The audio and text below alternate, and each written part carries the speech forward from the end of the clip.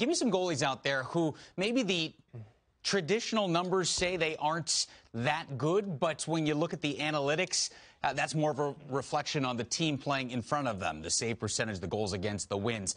Who are some names in the league that maybe the traditional numbers say that these guys are better than what their numbers are telling us? So goaltending is the one area that I think there's so much room for improvement in terms of how they're evaluated, and better information has to become public to do this. Save percentage, goals against, so these are kind of team-based in a lot of ways.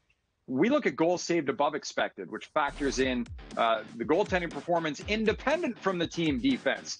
So you can look at a guy like Thatcher Demko, who played literally on the worst defensive team in the NHL in Vancouver last year, and say, look, his goals saved above expected was the best in the NHL. So while his save percentage was pretty good, 15th, his goals against average was bad. That's a team stat.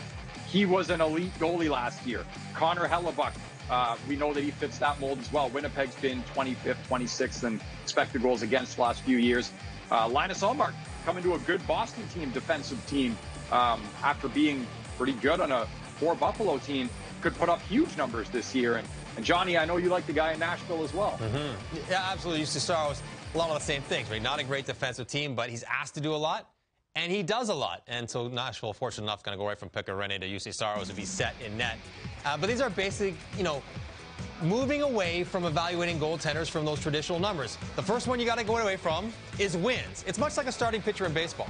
Like, there's only so much you can do, and there are other ways to evaluate whether they're doing a good job. Same thing for goaltenders. The wins are such a team-based metric, you can't say, well, he had a losing record, he wasn't very good. Now, I know the goaltenders and the players still look at wins like they're really important, but they're not the best way to analyze a goaltender. So Demko, Hellebuck, the reason why he won the Vezina, and the reason why he's been up there, considered one of the best goalies in the league for a few years now, is because Winnipeg's not good defensively, and he is asked to do a lot, and he does a lot. That's, when you dig a little deeper, those are the kind of guys that pop when you're talking about maybe don't look at the traditional numbers, look at some of the other ones, and they look pretty good. Mike, I want to ask you again about Thatcher Demko, because he ranks first in goals saved above expected. So there's going to be viewers out there going, well, how do you come up with that performance, his performance, without the team's performance playing in front of him? How do you come up with that stat? Yeah.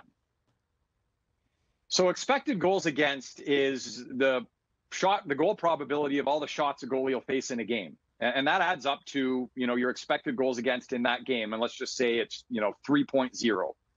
The way that we isolate goaltending impact is to look at literally the goals against average also, and what's the difference. So if Thatcher Demko plays in a game where the Canucks give up 2 goals, but the expected goals against was 3, well, he saved his team a goal in that game.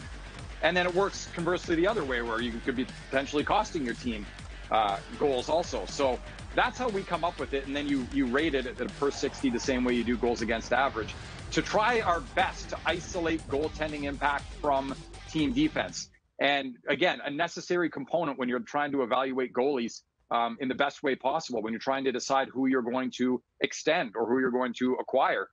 This is the first place that I look.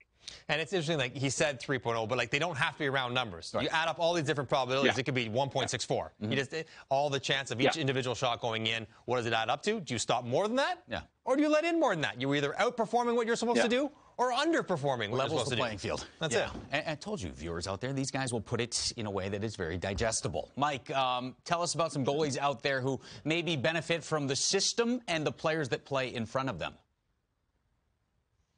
Yes, so there are a few that kind of go the other way, that, the goals saved above expected didn't match their traditional numbers, which were elite. Full stop right here. These are very good goalies. These are not bad goalies. That's not what we're saying. But when you look at their numbers, maybe they're not quite as good as their goals against and their save percentage suggests. Philip Grubauer was second in the league in goals against average. He played on the best team defense in the NHL, the Colorado Avalanche.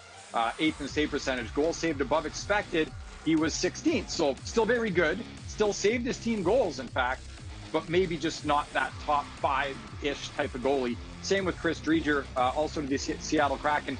Very good. He was 11th in this metric. But if you looked at his goals against his save percentage, you might say, oh, he's maybe a top 5 goalie in the league. I'd have him a little past that. And Semyon Varlamov, also top 5 numbers traditionally. We had him 10th in this. Again, very good. But you think about goaltenders recently on Long Island, and Thomas Greiss, Robin Leonard, Varlamov, it's not a coincidence they put up the best numbers in their careers, traditional numbers, in the last few years in New York. They're an elite defensive team. Sorokin, Good the goalies same thing. on elite defensive teams. Sorokin just resigned, same thing. He gets benefit the same. Yeah. Now, the good news is, though, I think Seattle's probably going to be a pretty good defensive team as well. Right. So those two goaltenders in Seattle might benefit from some more good play in front of them where their traditional numbers might look good. They might not be asked to do quite as much.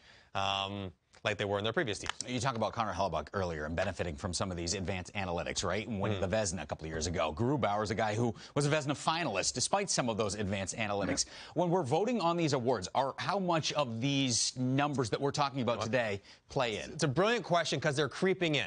Slowly but surely, the voters are taking a little different look, and there's different kinds of voters, not just the traditional old school, maybe hockey writers, but different guys who and women that look at different ways to evaluate people. So they are creeping in. And I've actually started to see some examples of these analytics, some advanced numbers on the press releases that are touting. I remember seeing Andrei Kopitar for the Selke, and they started talking about zone starts and Corsi 4, like things that we would never have seen 5 years ago. So it's coming in slowly.